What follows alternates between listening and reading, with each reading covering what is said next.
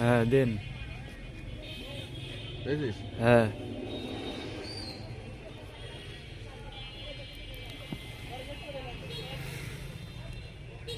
বাংলা মাপা আমাকে 60 ইঞ্চি নিচে করে 60 বাই টেনে ধরলে 29 যায়। টেনে ধরলে 29 আসছে, সেখানে 88 ধরলাম। 88। আচ্ছা এটা গেল। বেশি টেনে ধরলে পরে পেয়ে যাচ্ছে। এটা হচ্ছে চওড়া সাইড। চওড়া সাইড এই হচ্ছে 60 5 ফিট। আর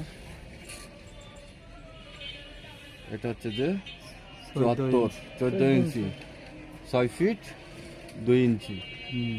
ওকে।